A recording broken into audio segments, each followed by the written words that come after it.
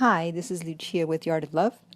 This week I have an email from a guy whose girlfriend broke up with him, and unfortunately he didn't do the right things after the breakup, and now she's told him that he needs to let her go and that he's not the man for her. So let me go through the email and I'll explain what he could have done different. I lived with my ex for 6 months. Then I tanked. In the last month, I dislocated my foot. My dad died. I'm sorry to hear that. I was unemployed and I was not taking my thyroid medicine. So that's usually when things really go bad, when you get a bunch of things all at once. Because if it had just been the dislocating of the foot, it would have been okay.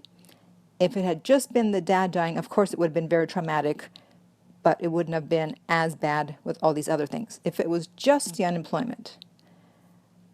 But you put everything together and it's really difficult to handle, especially unemployment for men, because that's their identity. Men want to be providers, and if they're not employed, then they feel they can't provide. So that really messes with a man's head. And so you really need to be careful if you're a man and you find yourself in this position where you don't have a job, you're unemployed. Do not take it out on your partner, because you'll see what happens. For 5 weeks, I became worse and worse, stagnant, depressed, irritable, and way too needy, never leaving the house, emotionally abusing her when she got home from work, with my anxiety, depression, and neediness. I was so depressed and I could not see it. But there's no excuse for this. You're right. I let myself get out of whack. I'm a yoga instructor, and there's no excuse. I stopped working and just let myself go. I mean, it's understandable, but also, being a yoga instructor, you're more in tune with your body than most people, with your body and your emotions. So it's too bad you couldn't see that you're depressed, but I don't know that that would have helped, even knowing that you were depressed. But let's see what happens. After the breakup for a month, I begged, pleaded, overloading her with emails, and on weekends, when she would agree to meet with me once a week, I gave her flowers, gifts, jewelry, painted her paintings. And that's where you went wrong. The relationship was already on life support, and by overloading her with the emails and the gifts, you were just killing it even more. It's already almost dead, and now you're killing it. And I'll explain why in a minute. The last time we spoke on my birthday, she said, "You have to let me go." This was after overloading her with 4 emails the day before. I hired a life coach. I joined improv classes. I'm now teaching yoga full time. I have an income, new friends, and more. I hope that I can be stable long term so that I can be her partner for life. Someday I'd like to express this apology to her in a letter. Should I break no contact in order to share the apology? So far it's been a month of no contact. I was originally aiming for a minimum of 2, but don't want to push her away. Should I apologize to contact? You mean you haven't apologized already? I find that hard to believe. I'm sure you have.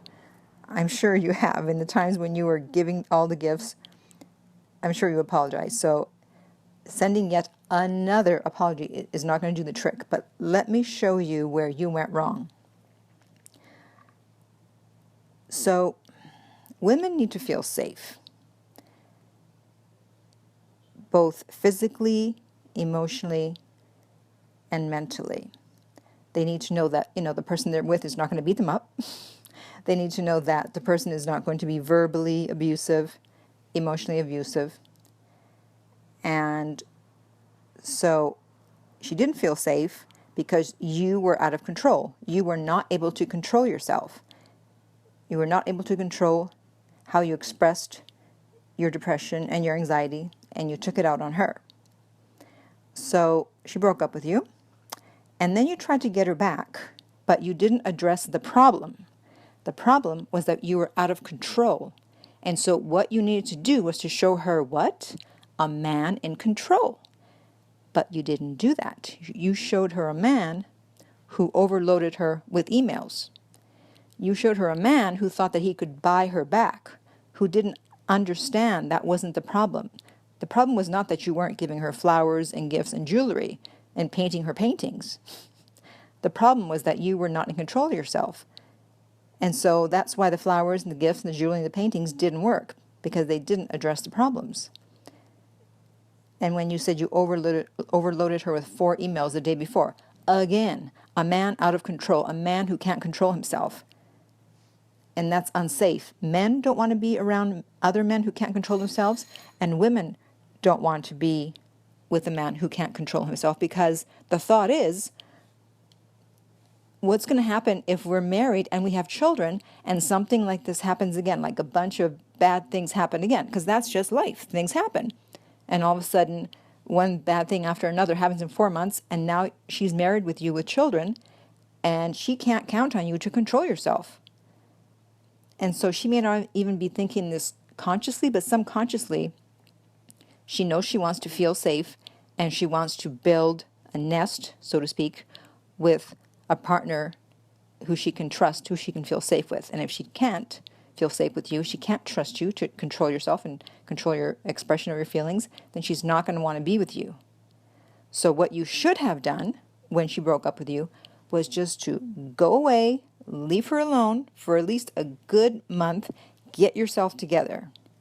Because the thing is, she was willing to see you. That's a lot better than most people. Most people, someone breaks up with them and their partner does not want to see them. She was willing to see you. That's why I said for a month. Otherwise, I would have said, leave her alone until she contacts you.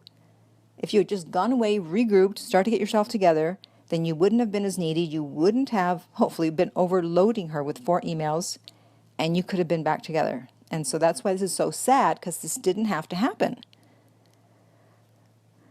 And all you had to do was, go online, search what to do after a breakup, and they would have told you, just stay away. And if you wanted to speak to someone, you could have gotten a dating coach. It doesn't have to be me. Just, you could have spoken to it. I mean, you have a life coach, but a life coach is not a dating coach. And a dating coach needs to specialize in getting an ex back. So you kind of wasted your money because you spent it on flowers, gifts, and jewelry, when if you had just spoken with a dating coach, any good dating coach would have said to you, just leave her alone. Leave her alone, at least for now. And I'm quite sure that you could have been back together. So at this point, now you have to do what you should have done originally. Leave her alone. I'm sure you apologized. If for some reason you haven't apologized, which I find strange, then there is a certain letter that you can send that's not an apology letter. It's more of a closure letter that's meant to touch her heart. So if you want to do that, you can always contact me and we can work on that. But otherwise, anyone else listening, please, if you are broken up with, do not act on instinct. Instinct, as I mentioned in my other podcast about why you go crazy in love, is just about survival. It's not going to work in your best interest. You need to regroup and know what to do and have a plan. And don't just go on instinct and start calling and texting and emailing and buying flowers and buying gifts. That's not going to work, and you're just going to make things worse. Like I said, the relationship was on life support, and you were just killing it every time you did something. And I don't know. I don't know if we can get this back now. So please, everybody listening, do not do this.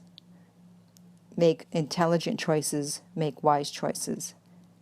I don't want to have to get another letter like this. Okay, so if you would like to contact me, you can reach me at theartoflove.net.